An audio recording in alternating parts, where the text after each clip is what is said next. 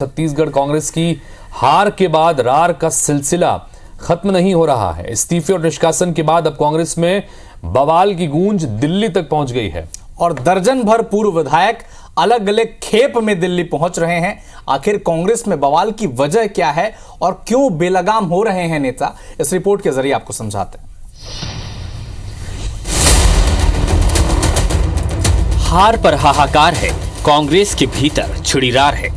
छत्तीसगढ़ में कांग्रेस के इतिहास में पहली बार 22 सिटिंग विधायकों की टिकट कटी, लेकिन ये प्रयोग पार्टी को भारी पड़ा। 22 में से 15 सीटों पर कांग्रेस को हार का सामना करना पड़ा।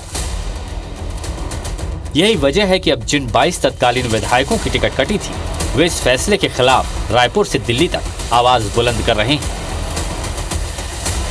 बागियों के निशाने पर प्रदेश प्रभारी कुमारी सैलजा, पूर्व सीएम भूपेश बघेल से लेकर सह प्रभारी चंदन यादव, पूर्व deputy CM TS Singh Deo, PCC chief Deepak Baij तक कई नेता हैं। इन नेताओं के खिलाफ बगावत को थामने के लिए कांग्रेस ने 2 पूर्व विधायकों को पार्टी से 6 साल के लिए निष्कासित भी किया, लेकिन कांग्रेस को यह दांव भी उल्टा पड़ा। निष्कासन के विरोध में कई विधायक लामबंद हो गए। विनय जायसवाल और बृहस्पति सिंह के साथ दर्जन भर विधायकों ने दिल्ली में झंडा बुलंद कर दिया है। दिल्ली जाने से पहले भी विधायकों का गुस्सा फूटा।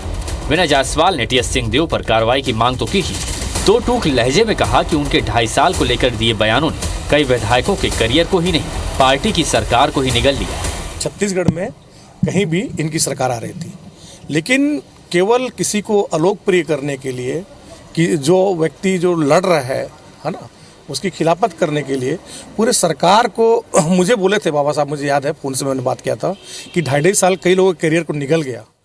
एक्चुअली में 2.5 साल ने कई लोगों के करियर को नहीं निकला, 2.5 साल ने छत्तीसगढ़ की सरकार को निकल लिया। सबसे महत्वपूर्ण बात तो जिन लोगों ने कांग्रेस को धोखा दिया, जिन लोगों ने लगातार कांग्रेस के खिलाफ बयान दिया, कांग्रेस का सरकार को चुनौती दिया, अगर उस मामले को उठाया जाने पे अगर पार्टी निष्कासित करेगी या कार्रवाई करेगी तो उसके लिए अच्छा बात नहीं है। इस बात को लेकर हम सारे 15 से 20 XMLA हम लोग जा रहे हैं दिल्ली और खड़गे हिसाब से टाइम लिए हैं और ये सारी बात जाके बताएंगे। प्रदेश अध्यक्ष को मैं यही निवेदन करूंगा कि वो प्रदेश अध्यक्ष का उसको बहुत बड़े ओहदा मिला था, छत्तीसगढ़ को सरकार बनाने के लिए ओहदा मिला था, लेकिन स्वयं चुनाव लड़ करके संगठन कमजोर हो गई। इतनी बड़ी हार होने के बाद में जितना भी पदाधिकारी हैं जो संगठन में बैठे हुए हैं, उनको भी अपने स्वच्छ से इस्तीफा दे देना चाहिए।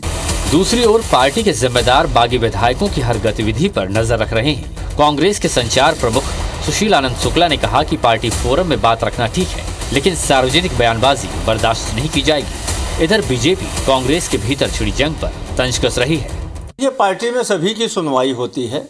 बृहस्पति सिंह जी को भी पार्टी ने अवसर दिया था, उनकी बात सुनी गई, उसके बाद ही उनके ऊपर कार्रवाई हुई है। निश्चित तौर पे उनका ये अधिकार है कि वे जाके आला कमान के समक्ष अपनी बात रखें।